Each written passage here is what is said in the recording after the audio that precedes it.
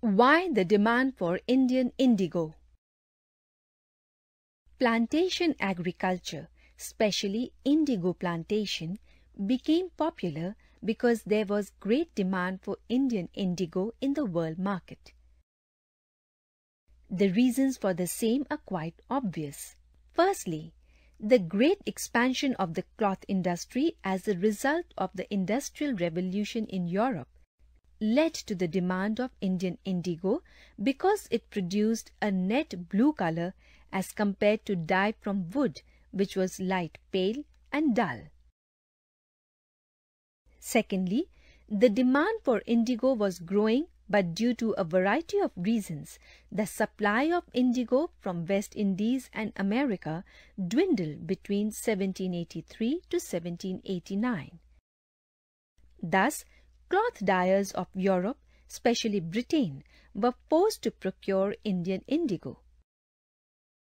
According to an estimate in 1788, only 30% of the indigo imported by Britain came from India, but by 1880 it grew up to 95%. Thirdly, the indigo plantation in India became so profitable that many British officials of the company left their jobs and themselves took part in indigo plantation. Fourthly, the East India Company even advanced loans to British planters to come to India and set up their indigo plantation units. Peasant revolts and indigo riots. The first major revolt broke out in Bengal soon after the establishment of the British rule. It was led by the peasants, accompanied by the sannyasis and fakirs who organized themselves into armed groups, sometimes up to 50,000, and harassed the British troops. It took the British about 30 years to suppress the revolt. In 1822, in Satara, Chittoor and Surat, leader of the Ramosi peasants raised a revolt as a protest against heavy assessment. It was only in 1825 that the government suppressed them by the use of force and diplomacy. Some of them were recruited into the police force, while others were pacified by offering land grants.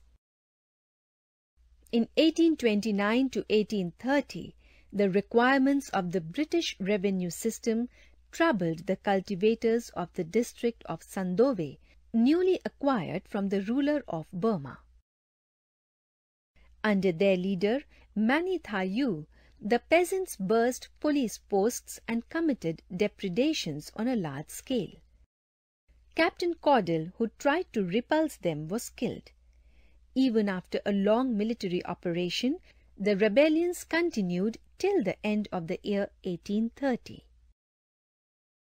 In 1835, there was another rebellion of the peasants in the Ganjam district under the leadership of Dhananjay, and with some intervals, it went on till February 1837. The peasant forces cut off and blocked the passage of the British force by felling trees. The rebellion was suppressed only after a military campaign on a large scale.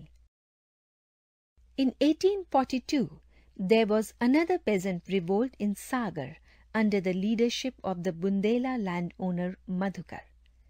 The peasants broke into rebellion, killed police officers, and plundered several towns.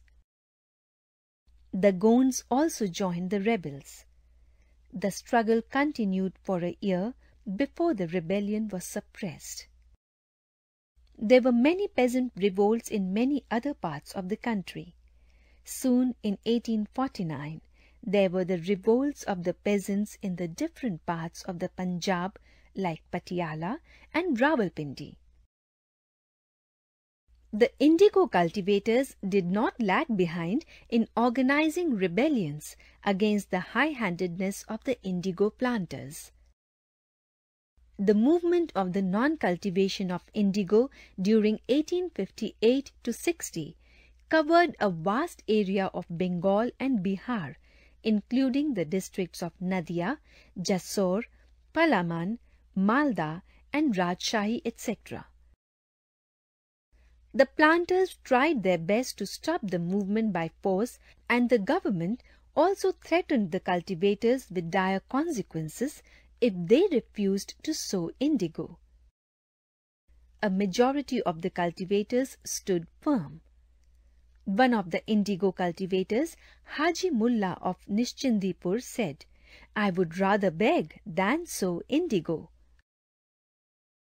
When they were pressed to cultivate indigo, the factories belonging to British planters like Andrews, Leon and the like were attacked and plundered by the cultivators, the Lathials and riots.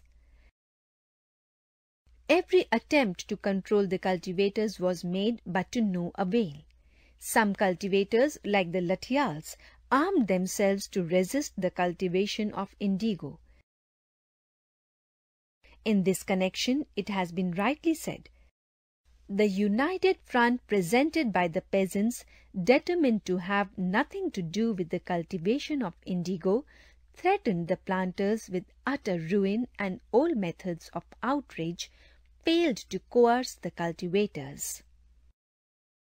There was a strong demonstration against the cultivation of indigo in Champaran, Bihar, in 1866–68.